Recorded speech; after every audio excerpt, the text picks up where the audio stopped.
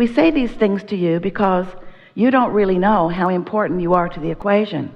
And because you don't really know how important you are to the equation, often you squander your importance by being reactionary to what's already manifested instead of being wise in your energy flow in the creation of the new. Did you follow that just a little bit? When you see something and you know you don't like it, and that's all right, that's what step one is, but then you stay fixated on what's wrong with what you don't like. You hold yourself in a pattern of vibration that does not allow you to be the receiver of the improvement, because the vibration of the question or the problem is different than the vibration of the answer or the solution.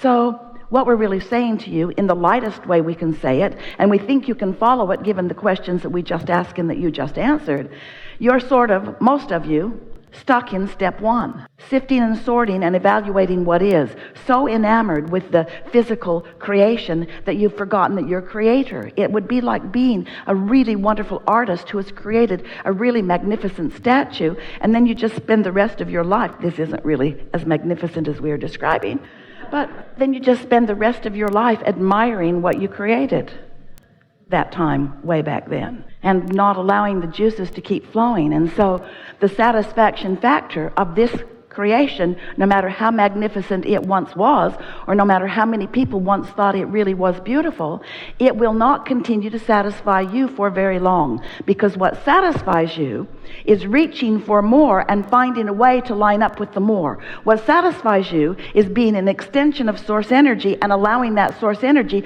to flow through you real time.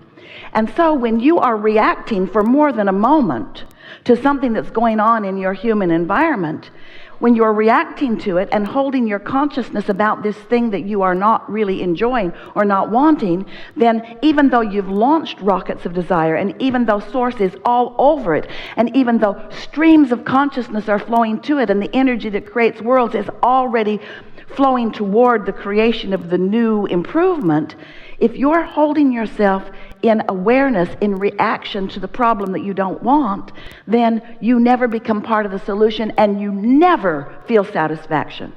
You never feel a moment of satisfaction, because you know what satisfaction is?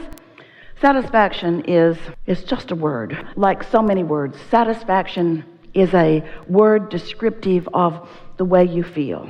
And satisfaction is the best word that Esther can find that means what we mean when we say the blending in any moment of the perspective of your human perspective and the perspective of your non-physical God force perspective.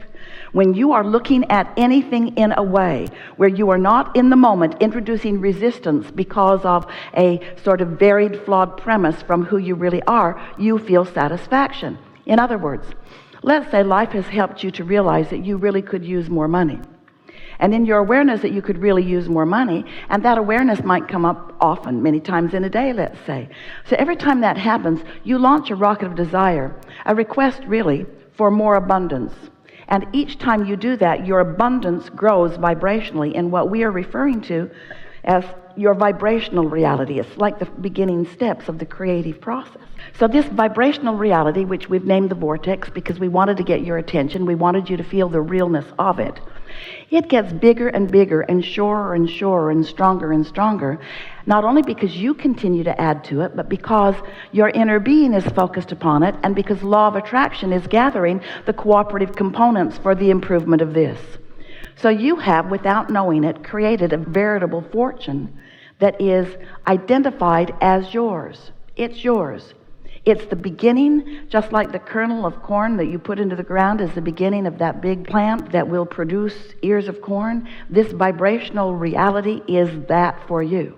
But if you are humanly natured, if you are enamored by seeing, hearing, smelling, tasting, touching, if you are not remembering that you are a vibrational creator, then you might be still standing over here in the discomfort of the money not being here yet. It hasn't manifested, and so you're holding your attention so much on what is and having knee-jerk reactions to that. So you're holding yourself vibrationally in a different place than where your abundance is, which means you cannot be doing that and be in step 3, which is the receiving mode, at the same time. Any more than you can set your radio dial on one channel and hear what's being broadcast on another. The frequencies have to match up. So you've asked for and have created a vibrational reality. You have a vibrational abundance that is really beyond our ability to describe it to you.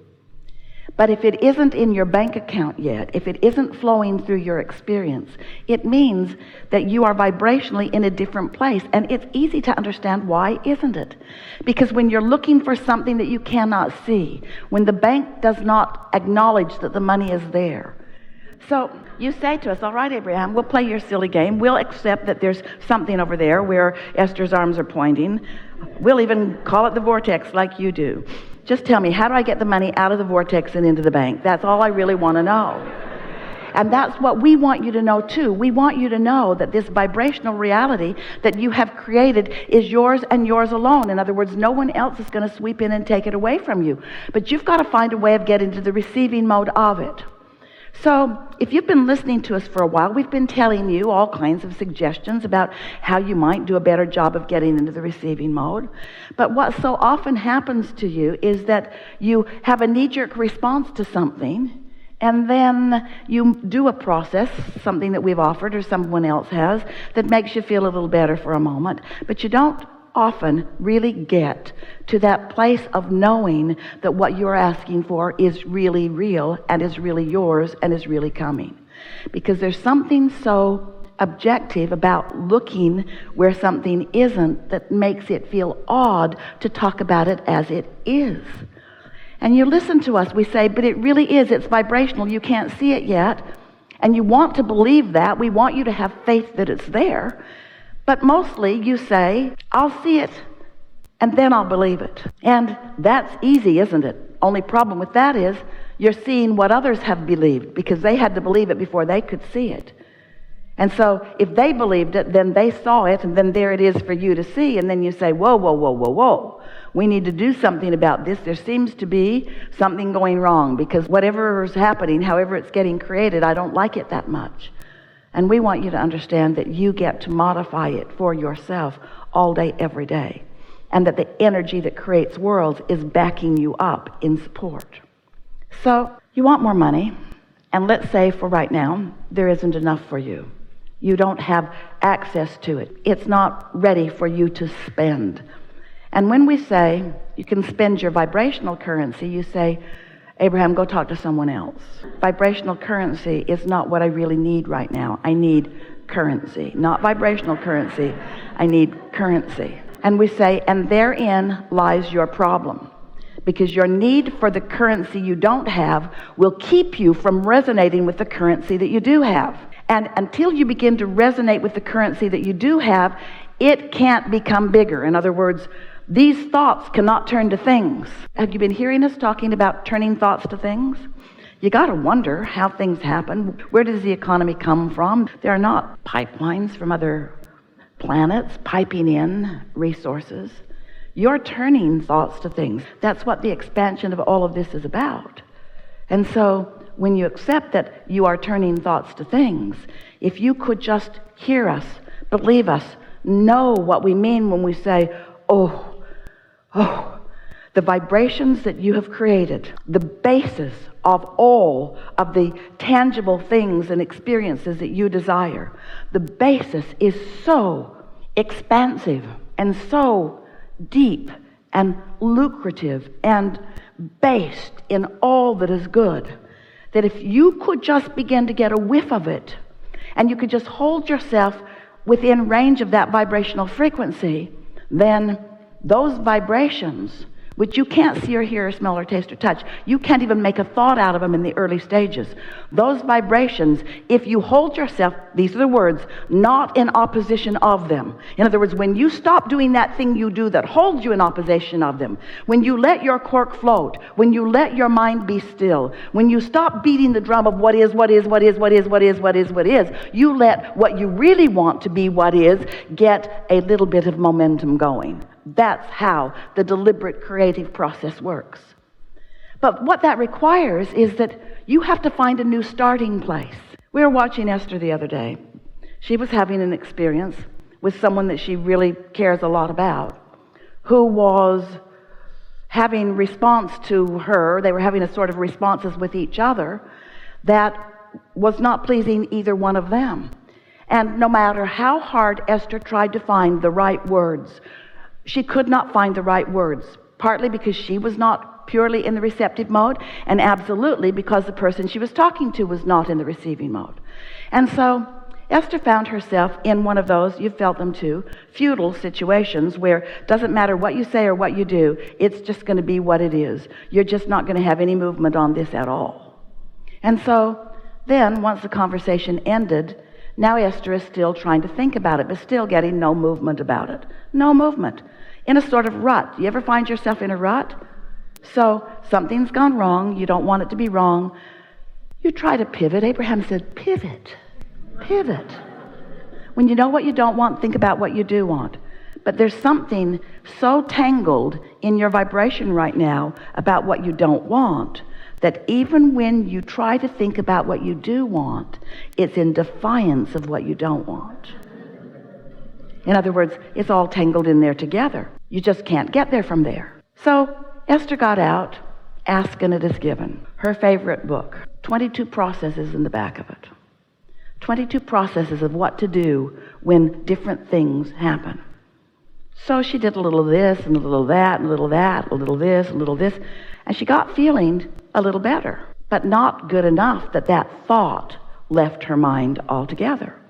So all day long, she stayed in a sort of rut that she had created. This is what I've got, but this is what I want, and this is what I've got, but this is what I want, and this is what I don't want, and this is what I do want, and this is what I don't want, and this is what I do want, and this is where I am, and this is not where I want to be, and this is where I want to be, but this isn't where I am, and this is where I am, and I don't want to be here. I want to be over there, but I'm not over there. I'm over here, not over there. I'm over here, not over there. I'm over here, not over there. It was exhausting. No movement whatsoever. How often do you stay right there relative to your money? Relative to some specific relationship, relative to your employment or lack of it.